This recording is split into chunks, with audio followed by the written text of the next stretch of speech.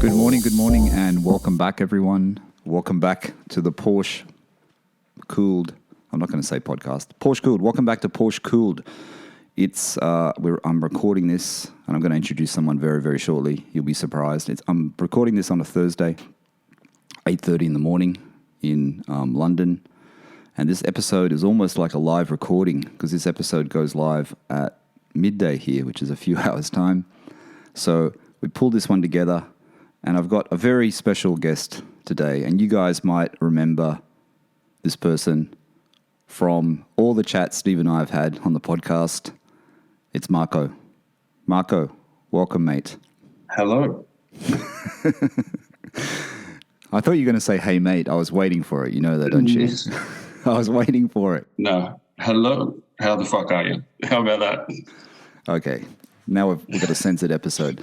So everyone will remember, I'm just going to do the little spiel here. I don't know if everyone should remember Marco. Marco was on Owner Stories. He's on Owner Stories number 46. This was a while ago now because we're up to 71, even more than that because I've recorded more episodes. Steve and Marco have a common bond. Can I say that? A common bond, Marco?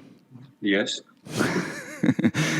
Steve's uncle. We both drive Porsches. You both drive Porsches, and Steve's uncle is Marco's father-in-law. And Marco owns a couple of Porsches you would have remembered from his Owner Stories. If you haven't heard that Owner Stories, then pause this episode now, go back and listen to Owner Stories number 46, and then come back. And Marco's got a 911, which we'll talk about Marco's cars a bit when we get into it. But Marco, everyone's wondering, where's Steve? Do you know where he is? No. Where is he? No one knows? No. You haven't seen him? No, he's probably out enjoying some windy roads. Not likely with the rain in Sydney. Yeah, I know. Look at the weather here in London. It's beautiful. Beautiful. He's been pretty busy, hasn't he? He has been really busy. And I'll just get into that. I'll just give the listeners, because I'm sure all the listeners are wondering what's happening with the podcast and everything, Marco. So just bear with me for a sec. So, as you know, everyone knows, 2 months ago, I decided to stop the podcast for a lot of reasons, mainly because it was becoming really a lot of work, but also because of other things, scheduling things and other things in the background, which we don't always talk about on the podcast. So we're back. We're back in a way. We're back in a way that the PorscheCooled podcast, Marco, is going to be Owner Stories only for a bit. We're going to have the Tuesday's episode. I just said to Marco then, do you want to come back on for more episodes? He said no comment. Or something like that. I think he might have swore, but I'm not going to repeat exactly what he said. We'll see how this goes. We'll see how this goes. So everyone knows the podcast used to be 2 episodes. It used to be Tuesdays and Fridays. What from for a little bit now, it's just going to be on Tuesdays. I brought it forward a little bit. It's going to be 12:00 or 12 p.m. or midday every Tuesday. That's British summertime at the moment, so BST. So that's when it's going to go live. And if you're a Patreon member, if you want to join PorscheCooled on Patreon, that supports the podcast, and that will go up a day earlier. So you guys will listen to that. Actually, you'll listen to this episode today because it'll go up on Thursday. So every Tuesday, PorscheCooled Owner Stories. I've been recording them. Mark, I was just saying to you for, I think it's a couple of weeks now. I don't know. I think it's the last 2 weeks since I got back to London. It's been good. I've enjoyed it. Had some really good people, actually, some really, really good stories and some interesting cars. We've got like a Spider coming up. We've got, some really good cars coming up, good owners. Cool. So, yeah. How does it feel? How does it feel to be back? It's good. I like the pressure that we won't be doing the 2 episodes for a bit, you know what I mean? Mm-hmm. But I like the Owner Stories, and I like it because it does give me... and I know Steve liked this too. It gives you a bit of a break from your normal life, your normal work life, and you can sit here and you can just talk to someone who you've never met before, like what we just did then. These are all done by Zoom. I turn on the Zoom. I've never met anyone before. They come on, and all of a sudden, that thing, this Porsche thing that people keep telling me it's not about the car, it's a community. It just kind of kicks in, and we have a good chat, and that's what it's all about. It's really cool. So like I said, no Fridays episode. Steve, where is Steve? We're joking about it before, but Steve and I, we're a bit hard to sort of tie up our schedules. Steve's got a lot of things changed in his sort of personal life and work life, so his schedules are all over the place. It's really hard for him and I to hook up an episode. We did try to get Steve on this episode today, so Marco and Steve and I have a three-way, so to speak.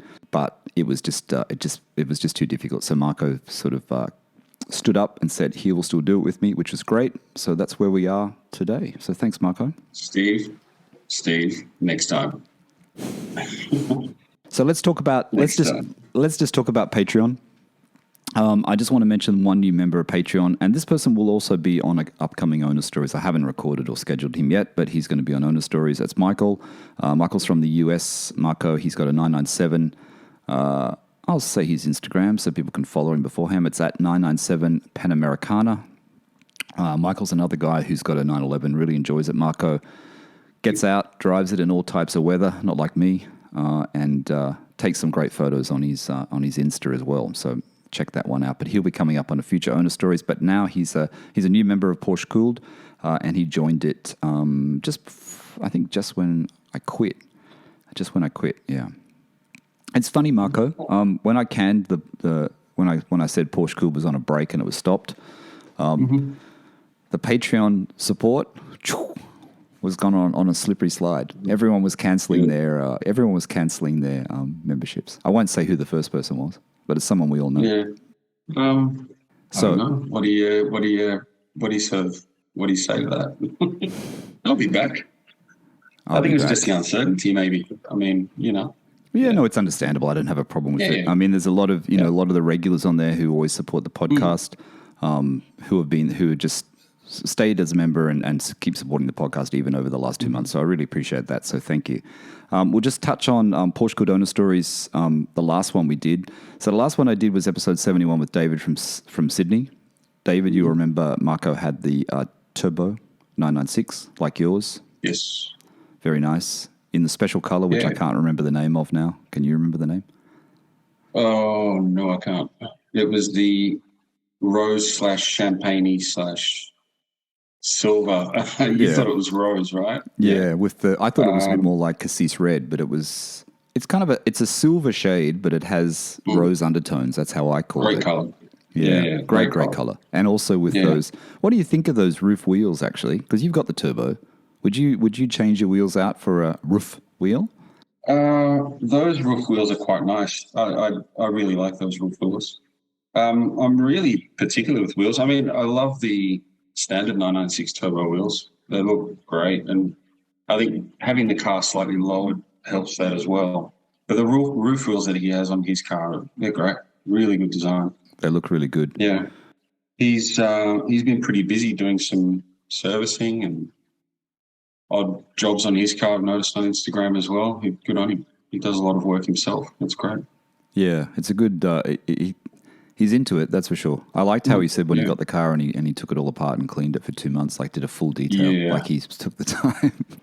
I think I'd be like hanging to drive. I smiled at that because I thought, I'd do the same if I had a shed like his. I love how he called it the shed, but it's huge. Good on him. I know David's shed. David's in Sydney. He's outside of Sydney, so he has a bit more space than some of us. But the shed was great. It's the shed that we all want.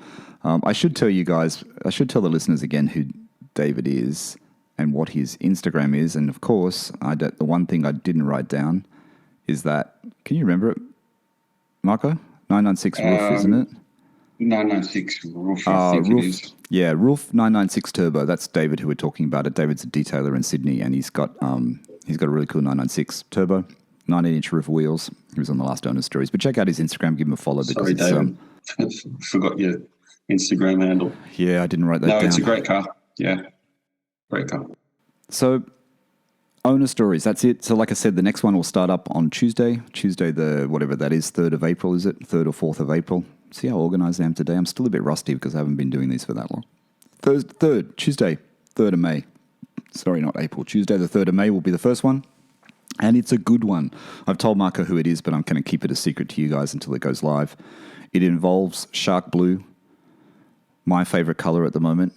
Marco sort of went off it, didn't you, Marco, after the Duck and Whale event? A little.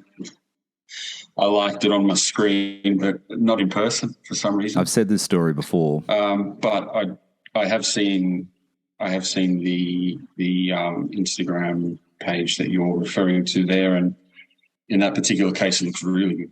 It does look really good. And it's really weird that in Canary Wharf, here where I am at the moment, I saw the same one. I saw the same colour in London. Cool. The colour looks completely different here than it does in Amanda's photos, though. And it still look different to me than what it did in Sydney. And we saw it at the Duck and Whale event in the GT3, right, Marco? It was a new GT3 that was parked there. And everyone knows I was a bit of a hater of that colour. And I told the owner who's coming up about that. And I was a hater of the colour.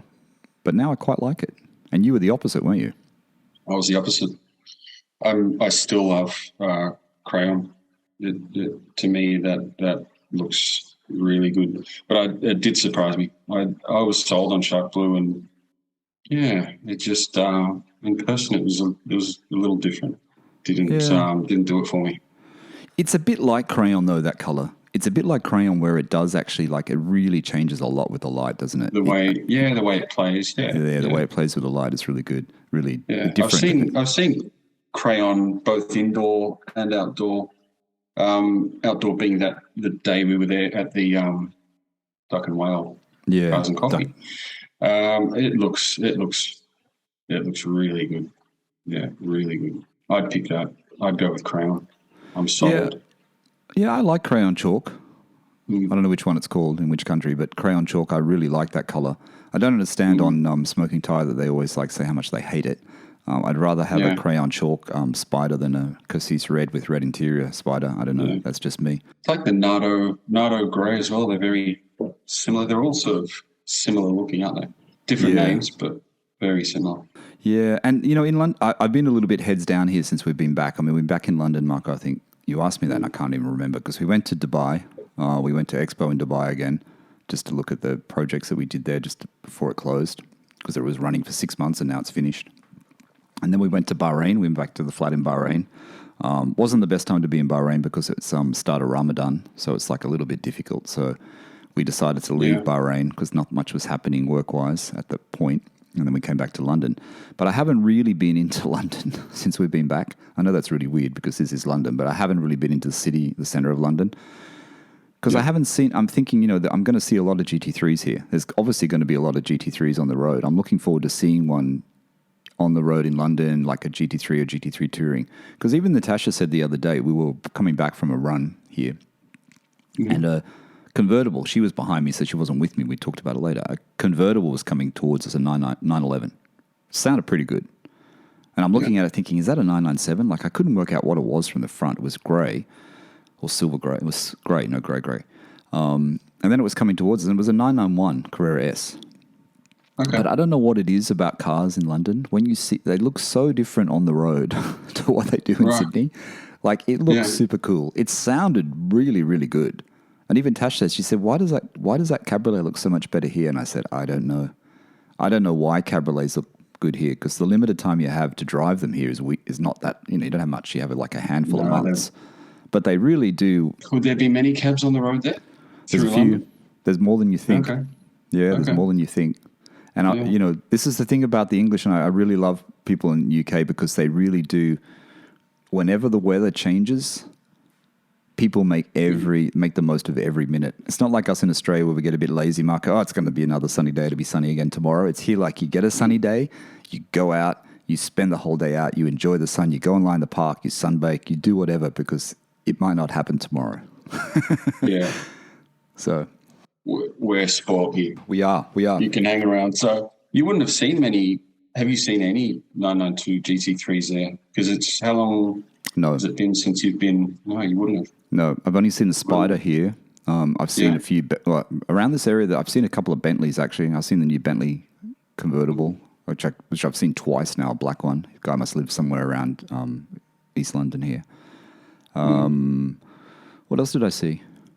That's about it. You know what I did see? I saw in Dubai, we were in Dubai and we were going to Dubai Mall. And to get to Dubai Mall, you get off the metro stop and you have to walk God knows, freaking a kilometre just to get into the mall from the metro stop. It's a long walk. So you're walking along these elevated walkways. And at one point, there was an apartment block. And it's a really expensive apartment block right next to Dubai Mall.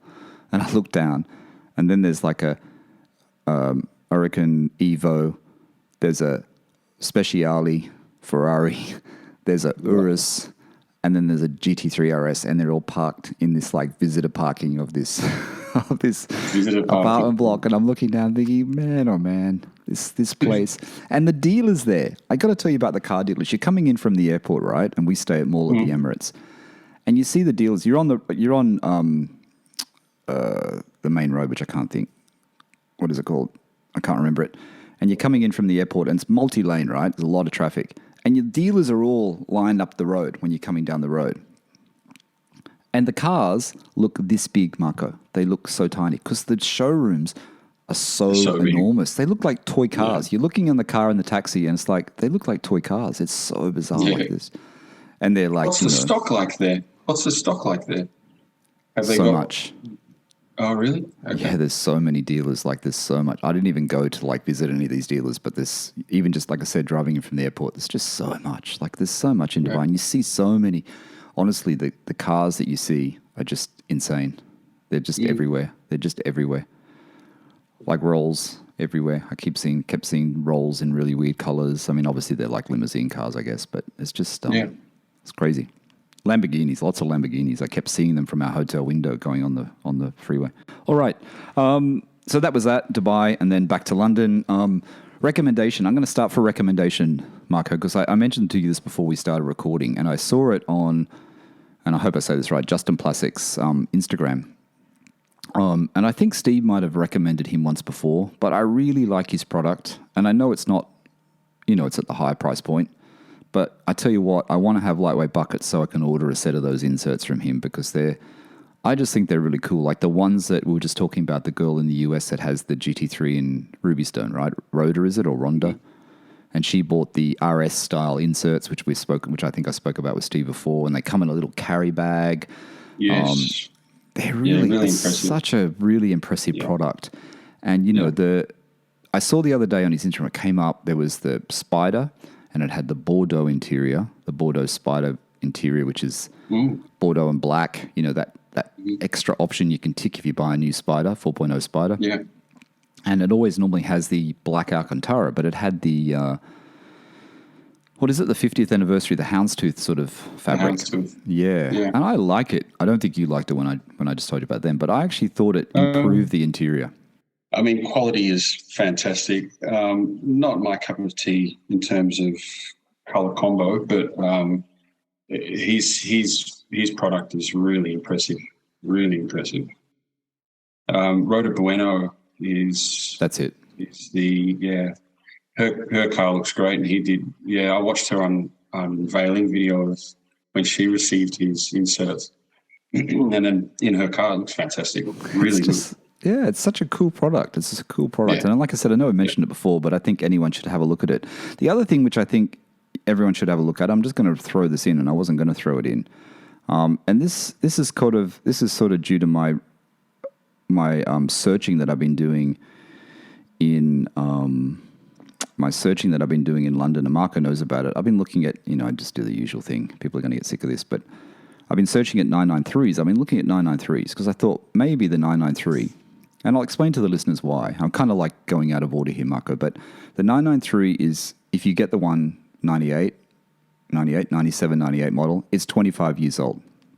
25 years old, you can bring it into Australia. Of course, the Australian government kills you with GST and luxury car tax because, a 993, and honestly, the only 993 I can see that would be even in my price range, right? Which is similar to some of the prices that some of the 912s are getting, is the Targa, the hated one. The Targa in manual. The Targa in manual with the speed line, not the true speed lines, as Steve says, but the speed line wheels. And there's a few in the UK, they're like 60, they range from like, well, I found one last night for 44,000, but it has 140,000 miles on it. And this was the thing, Marco, that spurred me on, because this car, and I didn't send it to you, but this 993, which is 44,000, the Targa, which is 79,000 Aussie, which is cheap, right? I don't care. You'll still make money on that car. You could enjoy it in the UK for a year. The reason why I'm thinking about this is because it's possible we may have a car park here. I'm not sure, but it's a possibility. It just depends what happens. But I just noticed on this guy's site, and he's called Porsche Trimmer, Porschetrimr, and he's in Hampshire. And I spoke to Paul from Rengineering, who's been on Owner Stories before, is from Hampshire. And I've just spoken to another owner from Hampshire as well, who's a friend of Paul's, who's coming on in a future episode. And this car, this turbo that's 44 grand, and I should have sent you the link, Marco. The turbo that's 44 grand has got the hardback sport seats, which I think if you bought a Targa, you'd have to get the sport seats because it kind of makes it look cooler. And this car, which I probably don't have to send to you because I don't think it's on piston heads because I found it on eBay. There were a few piston heads. They're quite popular over there. Yeah, I don't think I have the one that I just found the other day, which is because it's not on piston heads, I don't think. And I don't have the link, but it was 45,000. But anyway, it has the hardback sport seats, which are really nice in the 993, and they're in the dove grey color, which I don't have a problem with dove grey. Okay, but they're really shitty. They're like sweat stained and dirty and whatever in this car. But if you look at Porsche trimmer, what color was the car? Silver. Silver. Okay. Yeah, silver with I'll send it to you. The listeners can just bear with me while I just get the link. What's the rest of the interior like? If the seats it needs some work. Shitty. But it's got a lot of miles, but it's only 44. Like I said, it's only 44,000. Yeah, right. A lot of miles and plenty of wear and tear will sort of. Yep. It says a lot, doesn't it? Let me just pull it up and I'll show you. Yeah. Okay. So I couldn't find it. Marco's just found it. It's on Car and Classic. So it's Arctic Silver, I think, right? Arctic Silver. It's got a lot of miles. It looks in reasonable condition. It's a really good price. People in Australia will be saying this is a very good price, even though it is the Targa. And I know Steve hates the Targa. And always the Targa, the Targa, the problem is the roof. The problem with the Targa is the rust around the window on a 993, I guess, is a problem. I'm not sure of any engine issues, but people say that engine's pretty bulletproof, the Vario Ram one. I don't know whether it is, Marco. Vario Ram's good. My father-in-law, I don't think his was the Vario Ram, but I do remember him saying that if he could, he would have waited for a Vario Ram to come along. Right. Because it just... The Vario Ram is 97, right? Yeah, it's the last couple of years of the 993, the Vario Ram came in. I'm just trying to think of... Yeah, he was just saying if you can... when I was looking for my Porsche, I was looking at 993s. Yep. And I was sort of trying to look out for a Vario Ram, but I mean, beggars can't be choosers. They're just there's hardly any 993s coming up at all. But Vario Ram's a good thing. Well, in Australia, I think they come up. The 993 Carrera, just a base Carrera. I think I saw one for 230 or something the other day. Yeah. That's how crazy it is, which is probably 3 times what they were worth 7 years ago. I don't have any real issues with the Targa, to be honest. And this one, just looking at it, it looks quite good with the cup wheels. I prefer the cup wheels. Yeah. Well, that's what my wife said, actually, what Natasha said. She said those wheels are better. I kind of like the idea. I prefer the cup wheels. I think I could forego the Speedline, entry-level Speedline wheels, which come with all the bolts, which come on the Targa. Targa, you can only put 17-inch wheels. Apparently, if you go anything bigger than 17, it's in the manual for the Targa, apparently. The vibration could cause the glass to be damaged on the roof. So apparently you can't put a larger wheel on a 993 Targa. Apparently it's in the... because the ride's harsher. Yeah, but see how bad those seats are. Those seats are so bad, right? It's got dove grey seats, it's silver. Natasha said, what if you just got if that's really cheap, what if you just got the seats done, the front and back seats, right? And then I just happened to come across an Instagram, which I've been on before, which is Porsche Trimmer, and he's just done a pair of the 993 turbo seats. I don't know if you got his Instagram up, and he's in Hampshire. He's done a pair of the turbo seats with the white back and the black with the red stitch. Man, oh man, his quality is amazing. And I've been following this guy for a while, and he's in the UK. But I tell you what, in the UK, you've got these abundance of artisans, that do all this stuff. And this guy is like, the seat looks beautiful. Can you see it? Can't bring it up, to be honest. Porsche Trimmer. Yeah, Porsche Trimmer, but it's Trimmer, TRIM. Porsche, Trimmer, TRIMR, and then he's done the sport seats with the hard back, the white ones. So I thought, maybe, cool. You can do the seats, you can replace the seats, and you're done. You just got the high mileage. Yeah, of course. Yeah. Anyway, that's what I've been thinking about. Marco knows I've been thinking about it. Steve and I, on the other WhatsApp, I've mentioned it. Trying to get you to pull the trigger. Yeah. This is my problem. I think it's a great idea. Yeah. I like it. Look, you can land it back here and you know that you're winning. I don't think there are any issues that, I mean, UK import, personal import, it's your car anyway. And at that sort of price, wow. I mean, you try and find one here in a manual. Targas, there aren't all that many here, are there? No. There wouldn't have been. I don't think there are anywhere near as many as there are in the UK. But, they're a sleeper and they have to go up. Look at all the other 993s. Look at the price of them. They have to go up. It's a matter of time. I don't have an issue with the Targa, to be honest. I quite like it. The only bone to pick there are the wheels, which is, neither here nor there. But yeah, I quite like them. But Marco, and I haven't checked it for this price, but for one that costs, there was one at Phil Raby in Arena Red, which I kind of really liked, the Arena Red with the dove grey interior. And that one was $59.95. $59,995, $60K. It's sold already. It's gone. And that one landed, transferred to Australian dollars, exchanged to Australian dollars, it's $105,000. Yeah. But landed, and my thought was to keep it here for, use it and drive to Europe and keep it for 9 months. I shouldn't say all this stuff because people are going to hold me to it, but this is just how I think. I'm always thinking crazy things. And like I said, it's because we may have a car space. So then, but when you say in 9 months' time, I decide, okay, I'm going to take it back to Oz, you could either sell it if the prices go up so much, or you might be in love with it and you want to bring it back to Oz. If you take it back to Australia, $35,000 is how much it would cost you. So then it goes up to 140, and then you got to get compliance. So you got to get, probably the service and the compliance done when you drop it in Sydney. So that's probably another $5,000 minimum. So you're up to close to 150.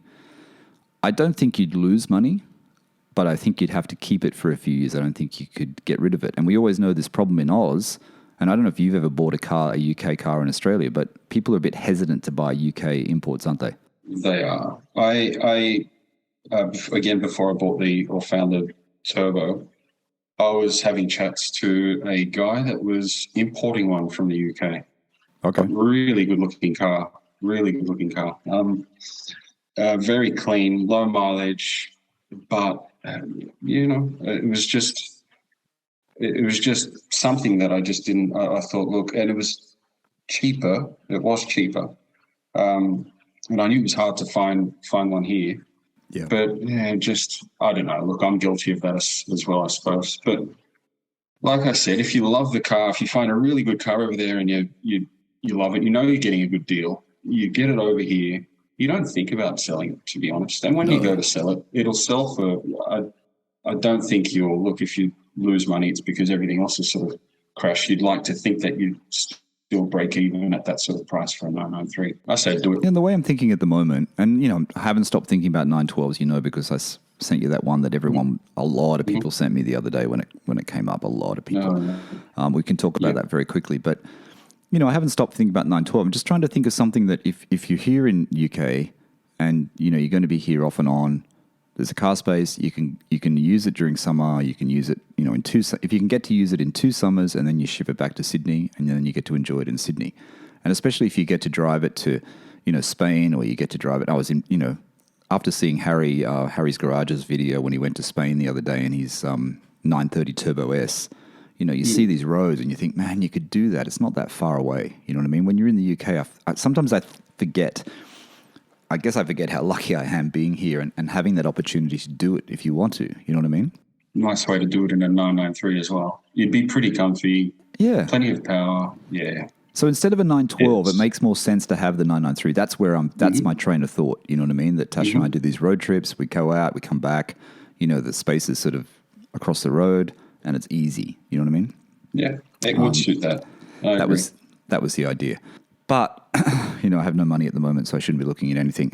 My wife got a new watch in Dubai, so Natasha got a new watch in Dubai, so I have to be a little bit careful. I learned how to say the name of the watch the other day. I don't know how to say JLC, the actual name. I don't know how to... Jaeger LeCoultre. You know how to say it. Right? See, I did... Jaeger LeCoultre. Jaeger LeCoultre. Not Jaeger LeCouture. That's how I used to say it. No. Jaeger LeCoultre. Yeah. I know a lot of people, when you watch videos on YouTube, everyone just says JLC. I know a lot of people don't even try to pronounce No, it. they don't try. No. So, but anyway. So what did she get? She got the a watch she's wanted for some time. I don't think I have a problem talking about this. It's a JLC Reverso. It was a bit of a drama, the purchase, though. It turned into a bit of a drama. We bought it from the Jaeger LeCoultre boutique in Dubai at the Mall of the Emirates where we were staying. Wonderful staff. Like, the manager there is just amazing guy, like really nice guy. We actually bought him a gift afterwards because he was just a really nice guy. Cool. But we literally went the evening, we were flying out the evening before we went to the shop. We left it to the last minute. I don't know why. We went to the shop. He had one. And then we saying, okay, well, take it. He gave me a free strap. We got a free strap. Oh, actually, no, it was 2 days before. 2 days before. And the straps are too big. So Natasha had to get a smaller strap. So they got one from the warehouse. They got it in quickly, which took a day. And then we went back the next day. We're flying out. We went back the next night. We're flying out the next day. So he gets the watch. We're about to pay. And he comes and says, look, there's a problem. The warranty card serial number is different to the watch. And he said, it doesn't really matter that much. And I went, it kind of does matter. Yeah, it does. So I said, I'm not comfortable with that. You know, he said, oh, but I'll get you a new warranty card. I think he was just trying to get the sale at the time, but then he changed. He said, look, I said, can you see if there's another watch? He checked. There was another one in stock, a brand new one in their warehouse. The day before, it took a day to get the strap. So it's like, well, we don't have a day because we're going to the airport at 1 o'clock in the afternoon. He literally did the calls in the evening. He's sending us WhatsApp, keeping us updated. And it was there at, I think, 10:30 in the morning. They had the new watch with the proper serial. Wow. And then he gave us that. And then he gave Natasha a gift as well because, you know, it was because of the hassle. And she's got a new watch. So she got the Reverso, the duo face, though. So it's got two faces. Beautiful watch, which is still in the box with the stickers on, and Natasha hasn't worn it as yet. But it's a lovely watch. It's a lovely watch. Is that you rubbing off on her, though? Because I know that you sort of let them sit for a little while and then eventually walk over and start to get them out. And I mean, it's a special thing. It is a special thing. Yeah. She feels a little bit silly because you don't want to just sort of walk out and strap and just sort of slap it on. Would you do the same? I think I'd be the same. But you're looking for watches, right? You're looking to get something as well. Yeah, my issue is when I've got some money sitting there for a watch, I end up buying a bloody car. We're going to talk about that. We'll get into cars in a second. So, Marco, what else should we go on? Let's talk about the news, because the news was out yesterday. I don't know what the specs are of this car. I haven't even seen the specs, but the two things I think we have to mention the new Sport Classic. I'm sure you've got an opinion on it.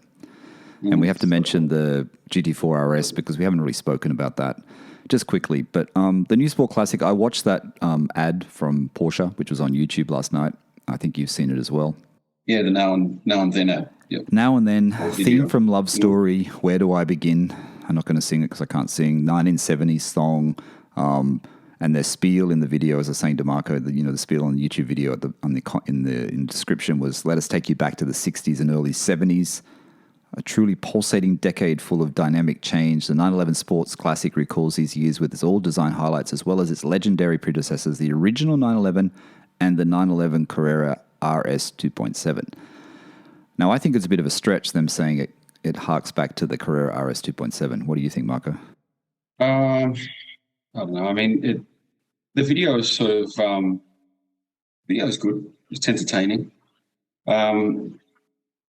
The ducktail looks good. I don't, look, that's the extent of the comparison there, I think, especially when they've gone with the setup and the engine that they've decided to run with as well, which I think it's great. What's the engine? So the engine's pretty much a Turbo S engine. Body is the turbo body as well, but without the air dams on the side. And I think it'd be great with that engine. It is 30 horse down, I think. 30 horsepower detuned from what the S sits at. And it's rear-wheel drive. That I like. Yeah, okay, I like. I didn't know that. I haven't researched it enough. But, I like the Turbo S. I like the idea of turbos and Turbo S's now. I like the idea of the 901.2 even Turbo S. But the fact that it's rear wheel, the fact that detuned a little bit, that doesn't matter. It's so fast anyway. Like your turbo's so fast. Yeah, 520 horsepower. I think it's got. It's crazy. So rear wheel drive. Well, yeah, I like that. Yeah, that's great. I wonder what the cost. Have they released the price?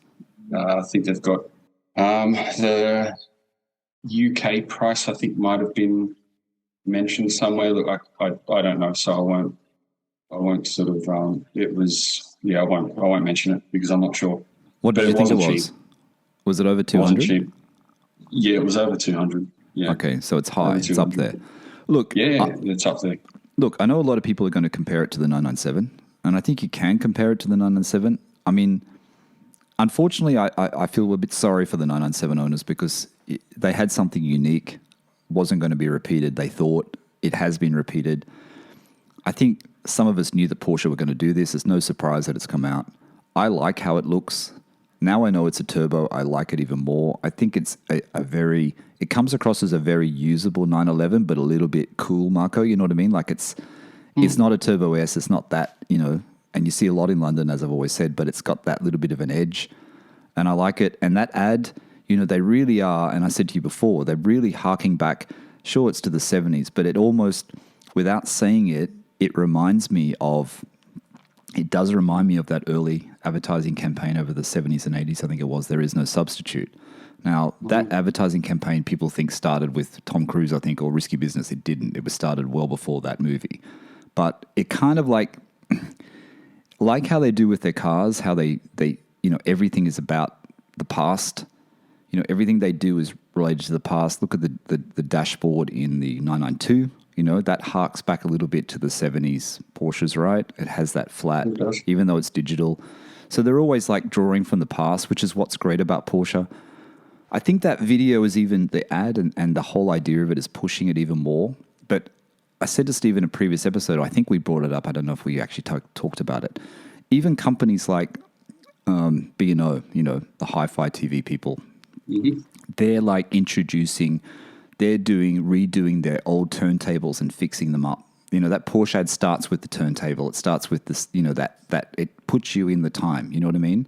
And I think what Porsche are doing is really clever. Like they do with that There Is No Substitute, which we all know, that ad, it's this time machine thing. You know what I mean? It's still all about that, getting that heritage, getting that feeling, getting you in, basically. Porsche's great at that sort of stuff. You and Steve have talked about it plenty. I mean, they know exactly what they're doing. I think it was smart of them to use the turbo and make it rear-wheel drive and manual only as well. 7-speed manual. 7-speed. I think, they wouldn't have put the GT3 engine in it. Have they done the 997 owners a justice? Same number of cars, different car. I think Steve mentioned it on our chat that he thinks, and I kind of agree with him, that it sort of suits the 997 better. I think it just suits it. Is it because it's an older model? I kind of like it. The Fuchs wheels as well on that. The wheels on the new one I'm not a huge fan of, but they're sort of trying to tap into that Fuchs look, I suppose, or similar to what they did with the 997. Look, there are things on it that I do like, but a great car. But I don't like absolutely everything on it. But good idea, running the turbo, rear-wheel drive. They've made it different enough. And they're appealing to not only the tragics, but to people that that are just sort of getting into it, or might have been thinking of a GT3 touring, and now something like this pops up. I think a lot of people, they'll swing that way. I think some people who have a GT3 touring order will be seriously thinking, maybe this is a better everyday car for me. I really do. I think people might. I like the interior. I'm a bit like you. I think the interior looks really nice. I don't have a problem with the size. I'd have to see it in real life. I haven't seen enough GT3s or Turbo S's on the road to know. I have seen some Turbo S's. They are big. I saw a black one in Sydney, actually went past me. It felt like a truck. But I'm like you. I think the only thing that I don't like about the new Sport Classic, the 992, is the wheels. I think the wheels on the 997 are just perfect. I wouldn't mind getting a set of those for my 997. Actually, I have. You guys know I've talked about that. I wouldn't mind getting a second set and having those wheels. They're very expensive, but I wouldn't mind getting a set. But I think the wheels are the letdown on the car. But maybe they look better in real life. But Porsche's clever. Aspirational brand, as we know. Everyone wants a Porsche. They make you want it even more. The ad is, I think, really well done. When I first started watching, I thought it was a bit hokey. And then I thought, oh, no, it's clever. You know what I mean? It's clever. I watched it a couple of times. It's about love. It's about the car. It's about the heritage. It's about, the feeling. And like I said, I think they do hark back to that original sort of advertising campaign that they used to do. What about the GT4 RS, Marco? Now, I watched your favorite channel, Smoking Tire, 2 takes. I watched his video of it, and the sound is amazing. Obviously, we can't get one. No one can get one, except if you spike. What do you think of it? What did you think of the sound? You think it was enough? Sounds fantastic. Sounds great. They've given the Cayman fans what they wanted, and the sound, the handling, everything. I mean, you watch one review, you watch them all sort of thing by now because there's just so many of them out there. But the sound is fantastic. I think the overall package is great. But there will be very few of us that can say we'll experience it. What's the retail in Australia? Do you know? I should have checked. I don't even know. Must be in excess of $350. I should. Must be a lot. But it's that, while you're looking, it's that airbox, isn't it? It's that airbox behind the back seat. The airbox sound, that that feeling and that sound that everyone that has a GT4 will be going, I wish I had the GT4 RS, because the sound in the cabin is just amazing. I like how it looks. I like it in that color that Farah had, that gray with the blue wheels. And, I think it looks nice. I think it's a great looking car. It'd be a fantastic car to own. I really like it. I know you're a fan of the GT4 as well. Like, I really like the GT4s. The 718s, if you can get a hold of 718, a 718 GT4 is to me, is like a great compliment to your 996 or to my 997. Yeah, I agree. I don't think I'd swap my 996 for the GT4, but that was, I mean, it was, I was, at the time I was looking at the 993, pretty hard to get, the 996 Turbo or the GT4. As you know, we were sort of chatting about it, and I was chatting to Steve about it the whole time. GT4 is a great car. I think they sound fantastic. I'd have one alongside the 996, definitely. They are, I just looked it up, they're just over 300,000. 300,000 no options if you can get one, which the price is, if you then spec you start to play with the configurator. Yeah, and I played with the configurator the other day on GT4s, on the 718 GT4, only because I had another owner on who's coming on, who's from the UK, who I recorded the other day, who's got the GT4 in black with RM wheels, which looks fantastic. And then I was looking at the price, how much it'd cost to spec one in Australia if you could get one. I think with a few options and with the Club Sport package marker, it was about 250, 255. And, dealers, and in Australia, and dealers are selling them. That was drive away too. And dealers are selling them for more than that. Because I know Scuderia Graziani, who I bought my car from in Sydney, they have 2 at the moment. They have a black one with the gold wheels, I think, and they have a silver one. The black one with the gold wheels has the seats, and I think they want they're lightweight buckets. I think they want 269 for it. So that's above retail. Wow. Above retail. Have a look on Scuderia Graziani. There's 2 for sale, 2 718s. One's got the comfort seats. That'll be pretty low kilometers on that for that price, though, right? I think the black one's got higher kilometers, but it's more expensive because of the seats and the RM wheels. And the other one, the silver one, I think is a little bit cheaper because it's got the comfort seats. It might have ceramics, the black one too. Actually, it does. It has ceramics. It has the same as Mick, who's coming up on a Nona Stories, who has one. What else, Marco? Yeah, we wouldn't say no. I wouldn't say no to a GT4 RS, that's for sure. I think it's a pinnacle. No, they're fantastic. They're great. Actually, I might drop my my referral Yeah, your recommendation. I skipped over that. My recommendation. Yeah. Cool. Okay, we've got Marco's recommendation. I skipped over it, and I just remembered I skipped over it. Yep, let's go. Drum roll. We're talking about it. I did watch the Savage Geese video on the GT4 RS, and I've actually watched a few of their videos. They're pretty good. They're pretty thorough.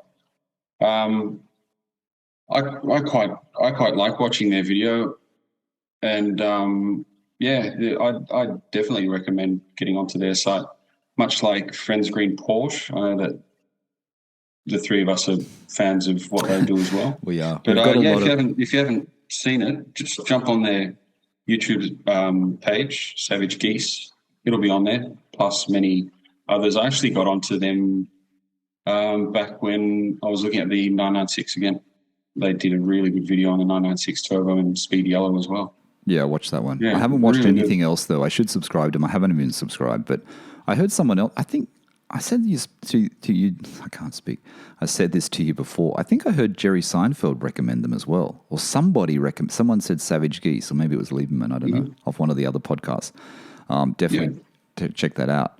Yeah, I know we kind of get stuck in the same rut of watching the same videos, don't we? And YouTube always feeds you up the same thing, and they don't often feed you up different stuff. But there's so much more out there, isn't there? No, I mean, we were flooded with the GT4 RS reviews, right? when they first hit. There you go. Found it. 14,000 Ks. Scuderia Graziani, the black. Yeah, that's a black one. You should GT4 buy that. You should buy that, Marco. Hey, do you want to talk about? We're kind of going all right here. We're going all right. I mean, it's not always easy to do a podcast, and I really, like I said, I appreciate Marco doing this because people think it's easy. It really isn't easy, and you've only got to listen to other podcasts that are out there. There's some really dodgy ones at the moment, so it isn't an easy thing. I'm not going to kid myself. I don't hold a candle to what Steve can offer. There is no substitute, Marco. There is no substitute. That's all I'll say. No. So you can sack me now if you like. Okay, so let's talk about so that we're going to talk about there is no substitute. It's kind of like when I saw that ad last night, I kind of think it all ties in, but the whole Porsche thing, and I wanted to ask this to Marco, and because Marco, and I probably haven't mentioned enough in this podcast, you have the 996 Turbo and Speed Yellow. You are a car enthusiast, right? You have a lot of cars. You've had a lot of cars. You're into V-dubs. I don't know what else you have at the moment. BMWs. You have a Cayman as well, right? You still have the Cayman, or you got rid of it? No, I've still got it. And I know you're looking at sort of clearing out your cars a little bit, and maybe getting new ones. I don't know what your plan is. I don't know how much you want to share in the podcast, but what do you think about this whole Porsche thing now you've got one? Do you think that there is no substitute thing, this thing that once you have a Porsche, you only are going to have a Porsche, is still true, or you still think you need the variety? I don't know. I mean, I'm biased because I just never thought of Ferrari or Lamborghini or anything outside of Porsche. No substitute. I think within the brand, I'd be happy. I mean, I'm not going to kid myself. I don't have the money to be able to have, a GT4 sitting next to a 996 Turbo. Look, let's just call it ideal garage, and there is no substitute. I'd be very happy if I had a vintage Porsche, something like the 996 Turbo, and then again a GT4 or a more modern GT3. Yeah. There would be no substitute. I wouldn't look outside of that. You wouldn't? All the other cars would go? No, I wouldn't look outside of that. All the Beetles would go? Maybe not a Beetle. I'd still be tinkering with engines and all that sort of stuff on a Beetle, just because I enjoy that sort of stuff. But I think yes, when we say it that way, then I think I'd be very happy with just a nice vintage Porsche that you can, nice sunny day, you got plenty of time, get in it, you know exactly where you're going, nice smooth road, and then you've just got one for each occasion. I think I wouldn't want for any other brand, to be honest. I think, if it was the 996 only, well, I'd be upset, but I think everything else would go way before I'd give the 996 up.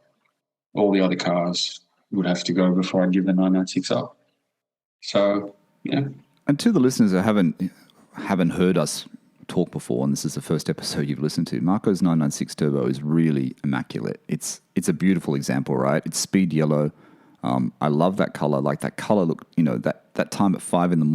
and how it changes and it looks like it's such a heritage looking color, and it tricks your eye like the crayon, like the shark blues. It tricks your eye in certain lights.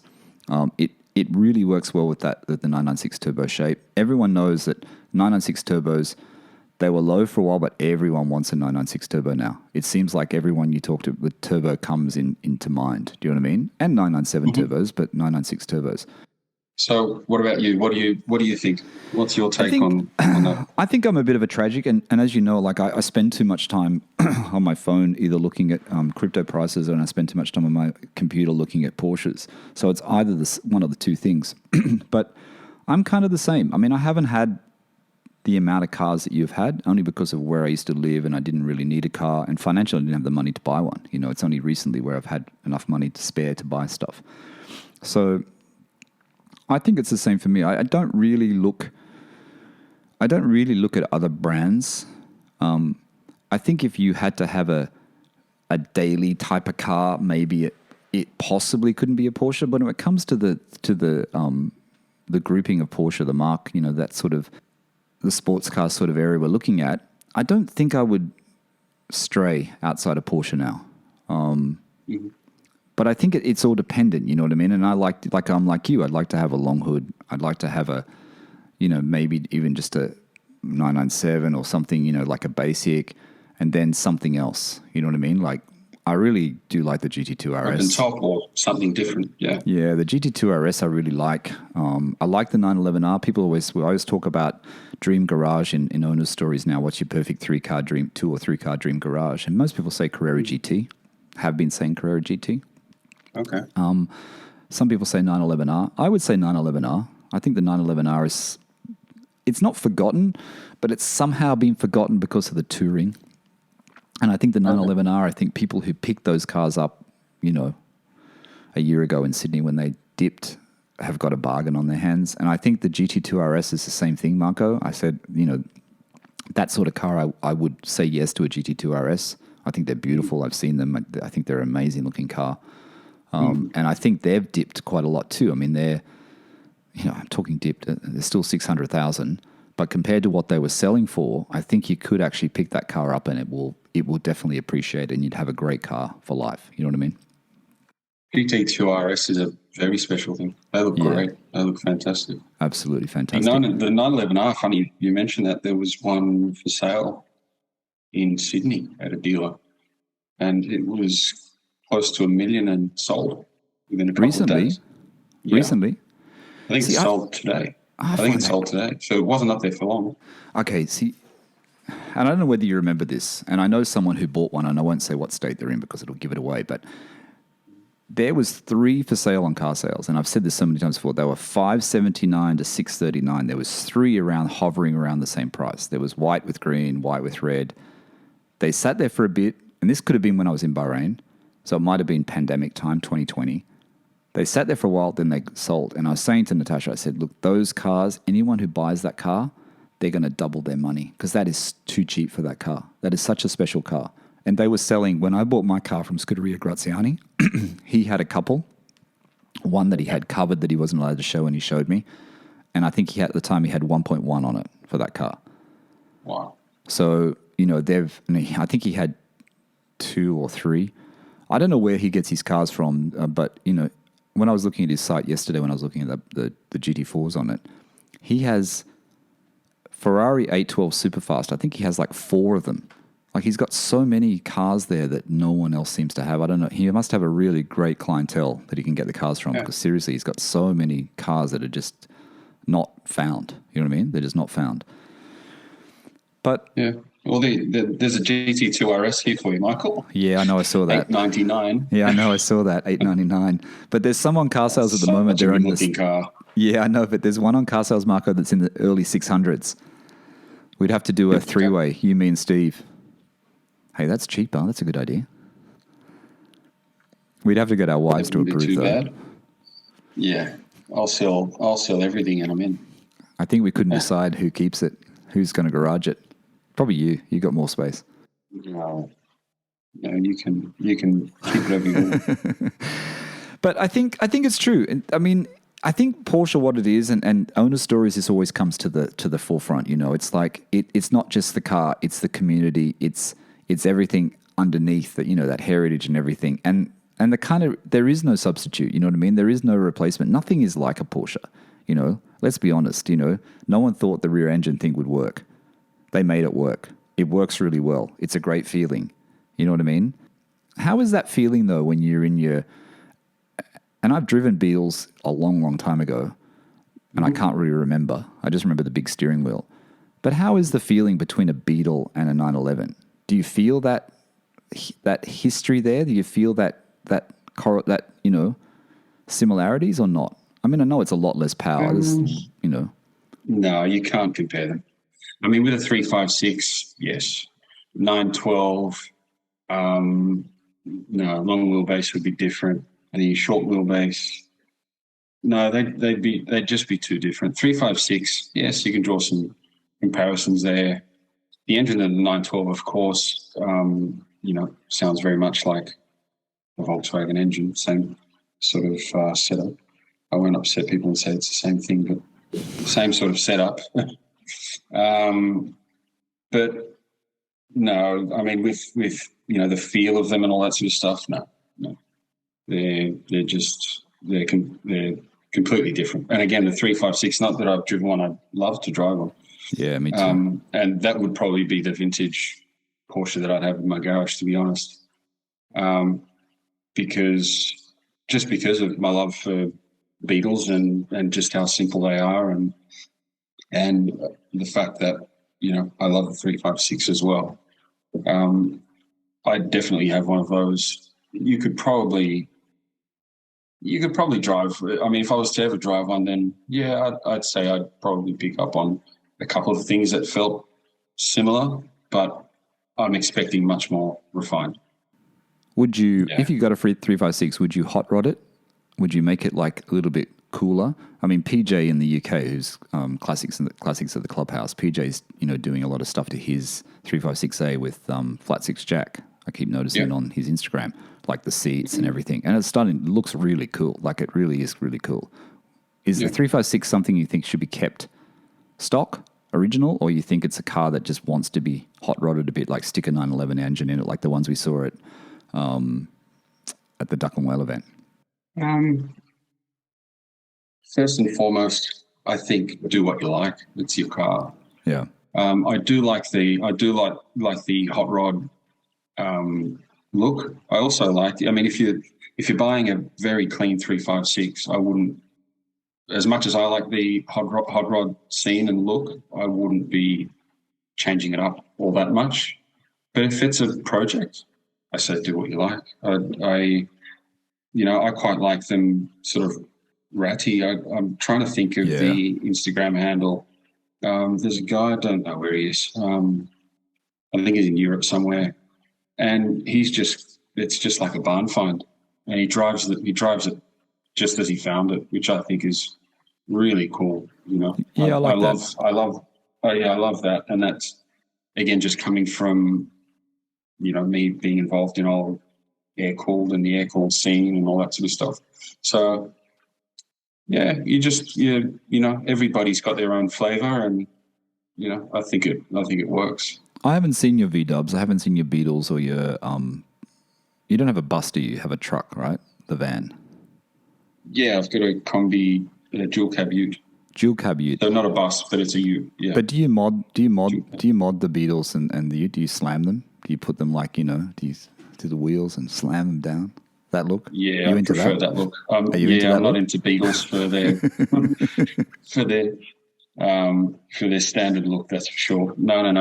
I like playing around with them, lowering them and getting big engines in them, and beefing the brakes up, and just making them look like something they're probably not supposed to be. And surprising people. But don't you have a favorite engine? Haven't you got your favorite engine that you've held on to, or is that a secret? Yeah, that's in the combi. Yeah, it's a 1.9 liter engine that I was a part of building. Oh Jesus, fair few years ago, it was 13 or 14 years ago, and that's still with me, and still going strong. Knock on wood. But it's fun. It's fun. You learn so much.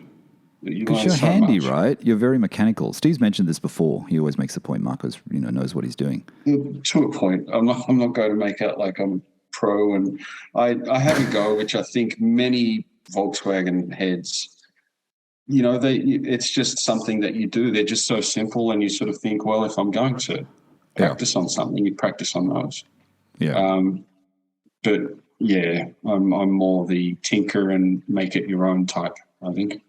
So I'd probably prefer a 356 that way, but nothing wrong with a nice, clean, original 356 as well, that's for sure. Yeah, I think a 356 would be SC, 356 SC. That's what I'd like. Yeah, that'd be great. 912s are good as well. And a 912 as well. Like I said, I haven't gone off the 912s. Yeah, 912s are great. Everyone sent me that 912, like a lot of people, and I say thank you but a lot of people sent me the same car, the one that's come up in Sydney. It's in a beautiful color, blue. You look a little bit closer, it's a bit rough.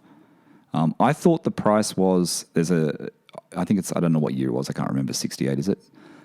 It's 79,000 Australian. I thought the price was okay. Marco and Steve thought I was crazy. It needs a lick of paint. Just don't hose it too hard, as Marco said. What do you think of that as a project car, Marco? Don't use a pressure washer. Be careful with the polish. Yeah. Oh, look, I don't. It seemed to read okay. He seems to have done a bit of work on it, though, when you read the description. Yeah. Look, it was okay. I just think the price was probably too high. I think if you pick that car up for a better price, knowing that, you've still got to sink a fair bit of, well, once you start digging, then, where do you stop? Yeah. It's that old rabbit hole, and you've got to allow for that, I think. I don't want to sort of crap on anybody's car or ad or anything like that. But, no, not at all. if I was considering it, I just want to pick it up for a good price, I think. Just allowing for, me really getting into it and digging and doing it all properly, restoring it properly. Yeah, look, I think it looks okay. I looked at it and I thought, that's okay. 79, that's the same price as the Targa that's just come up in the UK, though. 45,000 pounds is 79,000 Aussie. 45,000 pounds is about the price 912s go for in the UK. Some people got them at 30,000 a couple of years ago. I think those ones over 30,000 are about 50,000, even not restored. What scares me is I watched TGE on YouTube the other day when he was going through the costs of his 912 that he spent on it already.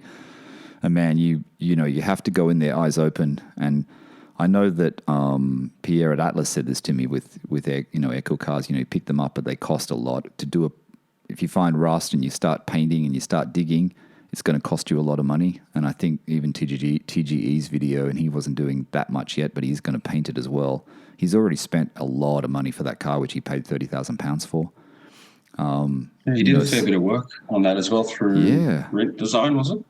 Yeah, I think he's done some through. That was the Targa. Yeah. I think he's taking it to Rent to get it. I think Rent are going to do the respray of the body. They're going to do the body for him. Okay. Brian at Rent, but it's you're sinking money into it. I think as a base, if you've got a large sum of money to spend, I think that blue one you could actually make it okay. I don't know about prices. I just look at the UK prices of 912 because hardly any of them come up in Sydney or in Australia. So I thought price-wise it's about in par with Aussie UK prices, so maybe that's how he's priced it. You have to be careful. Yeah. Oh, look, it's sold, apparently. It's on hold. So it might have sold. So congratulations to the guy, thanks, Jerry Seinfeld. Somebody, has obviously liked it and picked it up for, full asking price or whatever it was, but you've just got to be really careful. It depends on what you want to do. Look, you could quite easily drive the car the way it was. And I mean, people can't sort of see what we're talking about now, but just in general, when you look at an old classic car, some of them have been sun-kissed and all that sort of stuff, which is fine. And you can drive them the way they are, as long as there's no serious rust under them. And and through the body, you can sort of keep it the way it is. And they call that, or Volkswagen scene and hot rod scene call that the rat look, the ratty look. The rat look, yeah. Which is, it's fine. But if you are looking at, starting to dig into it, it's a proper rabbit hole. You've got to have deep pockets. I think it's okay if it's, an heirloom and you've been handed this car and you sort of think, you know what, it's not about what I'm going to spend. I just want to do it right. Then you're fine. You've got to be okay with it. Set a budget and then double it. What about with your V-dubs though? Have you had any surprises where you started doing a restoration on a Beetle and you thought, man, I've got to give this up. This is going to be way too much money, and just flipped it in the middle of the project, or you always see it through? No, well, there was one. There was a single cab ute that I'd picked up, and it wasn't so much that it was nowhere near a basket case. It was just where I was at, my position, and I just didn't have time, and money sort of had to go elsewhere. And I actually, this is sort of what ended up happening. I think we chatted about it in the owner stories. I ended up buying the dual cab because I could just see how much money I would be pushing into the single cab, and the time it would take for me to get it to where it was at. I bit the bullet and thought, well, look, I might as well outlay the money now and get a better car. So I did, and it was turnkey, got straight in it and started enjoying it. Didn't have to, put it through any sort of restoration and wait on it for a year. And I mean, you hear some horror stories of people waiting, a year or 2 years for their car to make it out of paint and panel. Yeah, I know. It's crazy. But, there are great repairers out there that obviously don't take that long. But, absolutely. Stephen from Sydney, he's got the 912, the red 912 that he's put in the hot rod engine. I mean, that car looks really good. If you find something like that, then, he had to work on the engine, which is fine because he can now just put his own. He hasn't got it though yet, has he? What he wants on the engine. Hasn't been delivered. Think he's got it yet. I think it's pretty close. Yeah, so that's a really clean car, and you start off well. You finish the engine off. I think he had quotes, but you can get roundabout sort of quotes on what engine would sort of cost, and you do it your own way. And body, car's good. You're halfway there, I think. If you can find a better car, that's the way I'd be going. I'd be putting more money down and just finding a better car to start with instead of just, it gets tiring. It does get tiring. It does, but that 912 that Stephen got is a really good example. I mean, that was Xander's car from Boys Own Garage, and Xander gave it up. He'd already did a lot of work on it. It needed the engine to be replaced. That engine that Stephen's getting done in, I don't know if Stephen's probably listening, but that engine that Stephen's getting done in Adelaide by that, I can't remember the name, Jam Motorsports, I think it's called. Looks beautiful, like it's a beautiful looking engine. They've done a great job on it. It's going to be a fantastic car. Really impressive. Absolutely fantastic car. He'll be so happy with that thing. Yeah, it's very special. He knows the car's well sorted, looks really clean. Now he's got the engine that he wants. I think just going that way makes sense. But it costs money.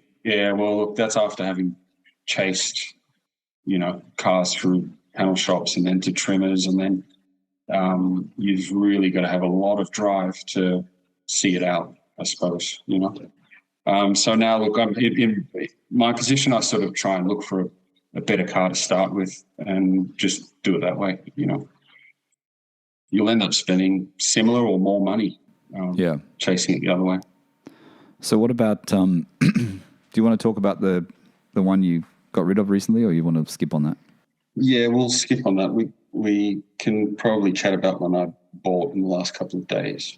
Oh, what have you bought? So, what new cars are... Hang on. I want to ask you a question. What new cars have you added to your garage that are in your garage at the moment that you didn't have when I left Sydney?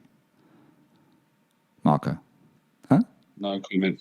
I'll talk about the one that I did pick up in the last couple of days. Because I saw a car in the photo that you took of your Turbo, and in the background I can see something that looks like a Fiat in the background corner, and I didn't know you had a Fiat.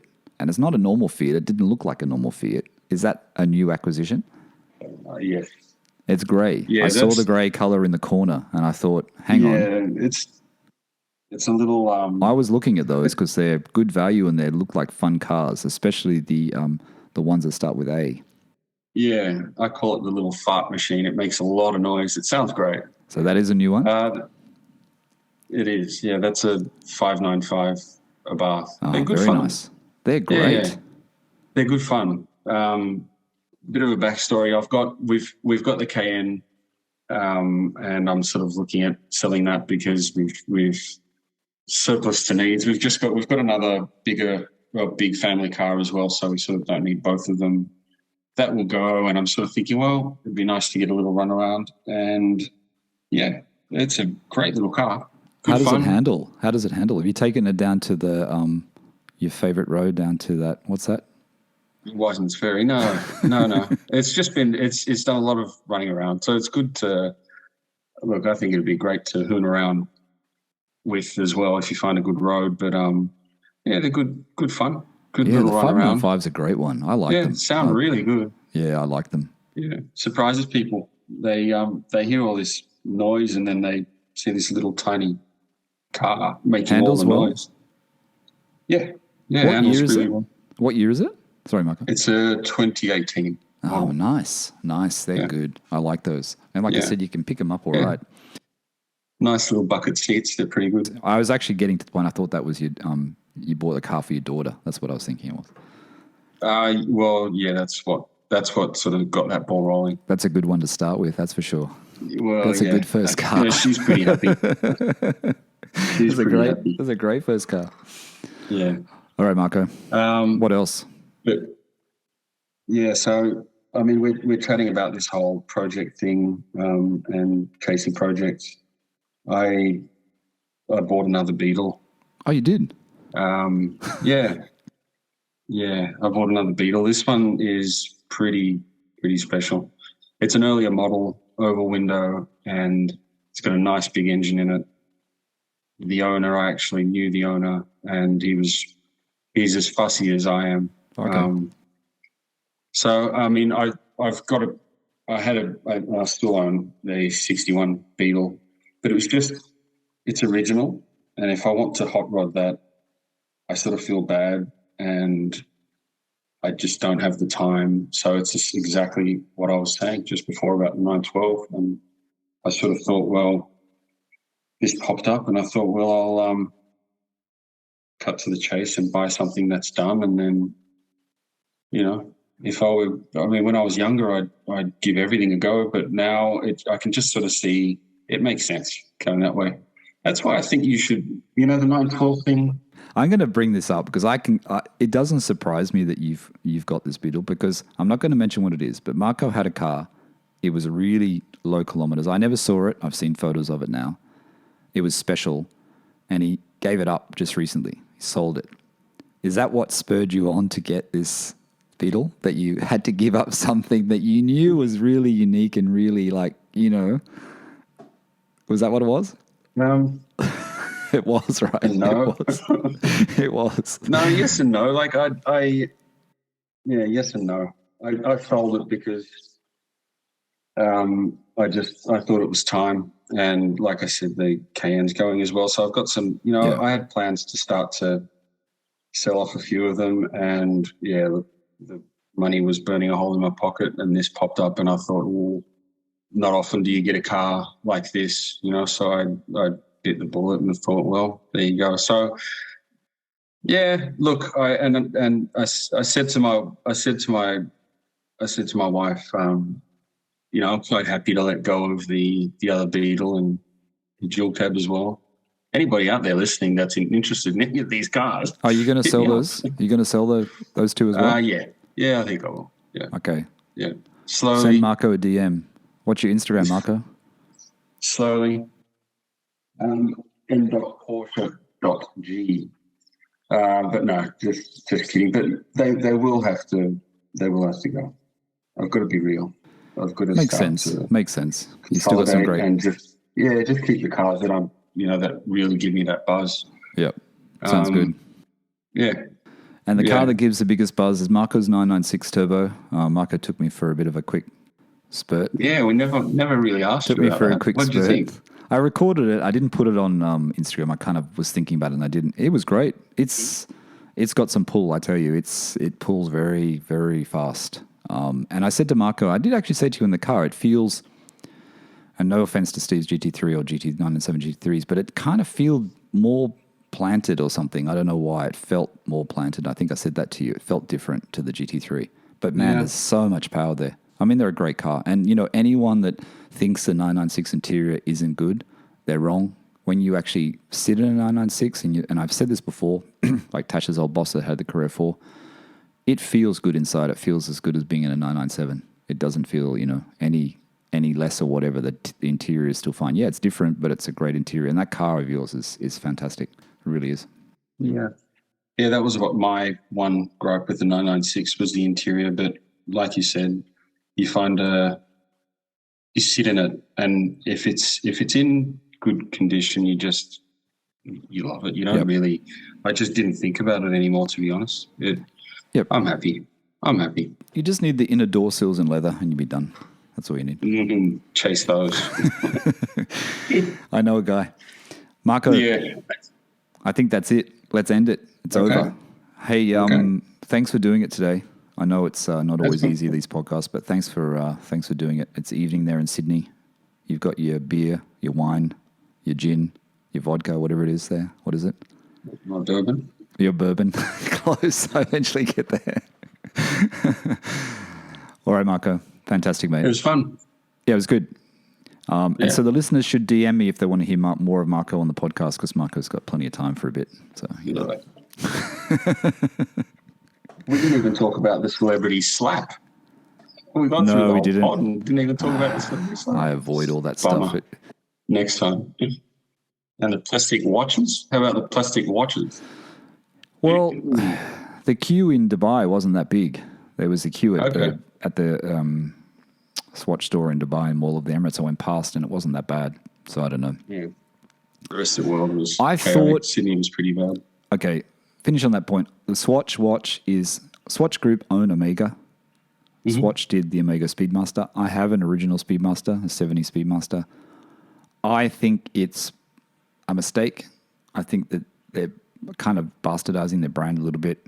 I can see why people want them. I don't understand how they can be sold on eBay for ridiculous prices. But then I don't understand as well when I heard someone's podcast the other day, and someone else, my nephew told me about this because he does it on eBay every now and again, buys and sells games, that a game cartridge of Zelda unopened sold for $850,000 US.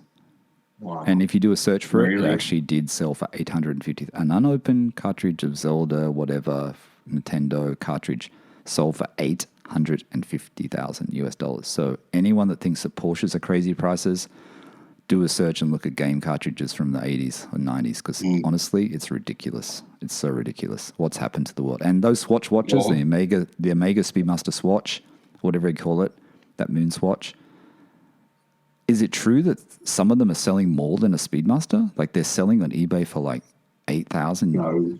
No? Not that I've seen. No. Okay. Not that I've seen, no. I'm not a fan, Marco. Are you a fan? I'm not a fan. I say sell your Zelda games and buy a Porsche. Yeah. Look, no, I'm not a fan. No, I'm not a fan. No. For $300 I think it's great. But you know, when you jump on eBay and you're desperately looking for one and paying, I mean, here I think they're at the $1,900 mark, something like that. Too much. It's a Swatch watch. You know, even at $400 is enough. You know, look, I bought the Casio Oak. You know, the Casio Oak watch that looks like the Royal Oak, the black one, the stealth one. I've got one as well. They're good fun. Yeah, I bought one of those. But you know, I returned mine. I sent it back. Okay. And the reason why I sent it back is I like how it looks. I couldn't read the time, like on the mat. Was it all black? Was it the all black? All black Yeah, one. that's the one that I couldn't have. see it. I'm thinking, I can't see it. And then for me, it was the weight on my wrist. It felt really light. Like it didn't feel like I had a watch on. And it was like, I was umming and ahhing about it. And I bought it directly from Casio UK and I thought, I'll just return it. So can all these plastic watches and sell your Zelda games, buy a Porsche and a GG Le Coultre. Is that what we're saying? Buy a Tudor. Buy a Tudor. That new Tudor watch is actually quite good. I thought the Explorer copy. It's not bad, the new one. Maybe you should get that one, Marco. The Explorer copy?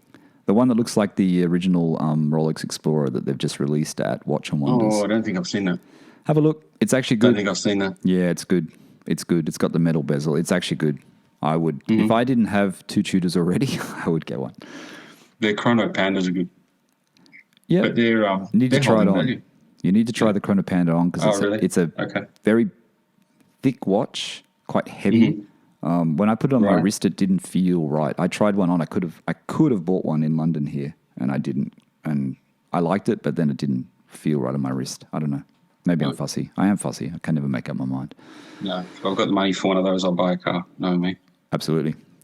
All right, mate. All right. Thanks. It's been fun. Thanks, Marco. All right, everyone. It was good. It's good to have Marco here. Where's Steve? All right, Steve. All right, everyone. Thanks for listening. We need you. Steve, where are you? We should have phoned him in. I could have phoned him in. I've got this Zoom thing now. I could have phoned him in. I could have done what like other podcasts do. It would have been a sensitive pod. All right, everyone. Thanks for listening to PorscheCooled. Bye for now.